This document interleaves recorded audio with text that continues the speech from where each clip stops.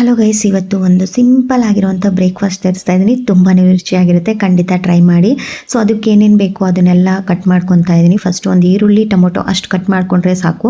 ನಿಮ್ಮ ಹತ್ರ ಆಲ್ರೆಡಿ ಶುಂಠಿ ಬೆಳ್ಳುಳ್ಳಿ ಪೇಸ್ಟ್ ಇರುತ್ತಲ್ಲ, ಮಾಡೋದು ತುಂಬಾ ಈಸಿ. ನಾನಿವತ್ತು ಬಾಸ್ಮತಿ ರೈಸು ನಾರ್ಮಲ್ ರೈಸ್ ಎರಡನ್ನೂ ಮಿಕ್ಸ್ ಮಾಡಿ ಬಳಸ್ತಾ ಇದ್ದೀನಿ.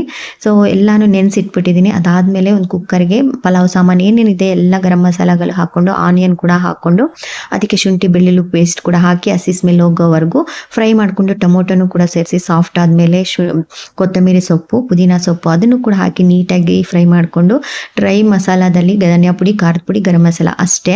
ಸೊ ಒಂದು ಚಿಕ್ಕ ಕಪ್ಪಷ್ಟು ಮೊಸರನ್ನ ಸೇರಿಸಿದ್ದೀನಿ. ನಾನು ಆಲ್ರೆಡಿ ಬಿಸಿನೀರಲ್ಲಿ ನೆನೆಸಿಟ್ಟಿರುವಂಥ ಸೋಯಾ ಜಂಕ್ಸ್ನ ಹಿಂಡ್ಬಿಟ್ಟು ಇದಕ್ಕೆ ಸೇರಿಸ್ಕೊಳ್ತಾ ಇದ್ದೀನಿ. ತುಂಬಾ ಚೆನ್ನಾಗಿರುತ್ತೆ, ಡೆಫಿನೆಟಾಗಿ ಒಂದ್ಸತಿ ಟ್ರೈ ಮಾಡಿ. ಜೊತೆಗೆ ಟೇಸ್ಟ್ಗೆ ಸ್ವಲ್ಪ ಸಾಲ್ಟ್ ಕೂಡ ಸೇರಿಸಿದ್ದೀನಿ. ಸೊ ಅದು ಆಯಿಲ್ ಮೇಲೆ ತೇಲ್ ಬರಬೇಕು. ಅದಾದಮೇಲೆ ನೆನೆಸಿಡುವಂಥ ಅಕ್ಕಿನ ಹಾಕ್ಬಿಟ್ಟು ಒಂದೆರಡು ವಿಸಿಲ್ ತೊಗೊಂಡ್ರೆ ಬಿಸಿ ಬಿಸಿ ಆಗಿರೋಂಥ ಸೋಯಾ ಜಂಕ್ಸ್ ಬಿರಿಯಾನಿ ಅಂತೂ ರೆಡಿ ಆಗುತ್ತೆ.